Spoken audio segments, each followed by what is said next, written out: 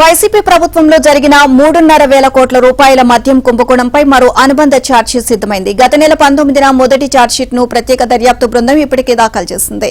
Liquor scam లో king pin Raj కస్రెడ్డితో పాటు 6 నిందితులు 10 సంస్థల పాత్రను ఈ ఛార్జ్షీట్ లో వివరించింది. 3 వారాల తర్వాత మరో అభియోగ పత్రాన్ని ఈ రోజు కోర్టుకు సమర్పించనుంది. 3 కీలక నిందితుల పాత్రతో పాటు ముడుపులు ఎక్కడికెక్కడికి చేరాయి, ఎవరు ఎంత లబ్ధి పొందారు, అంతిమ లబ్ధిదారునికి చేరడానికి ముందున్న ఆ 3 వ్యక్తులు పొందిన వాటా ఎంత తదితర వివరాలు రెండో ఛార్జ్షీట్ లో కోర్టుకు వివరించనున్నారు.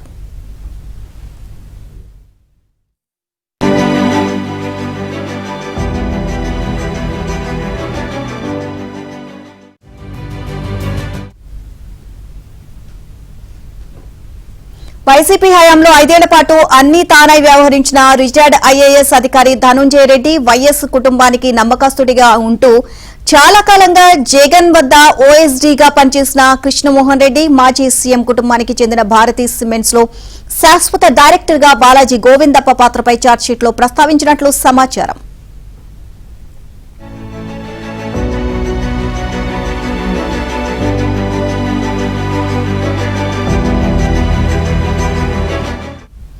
ముఖ్యమంత్రి కార్యాలయంలో 2019 జూన్ నుంచి 2024 మే వరకు ధనుంజయ రెడ్డి అత్యంత కీలకంగా వ్యవహరించారు.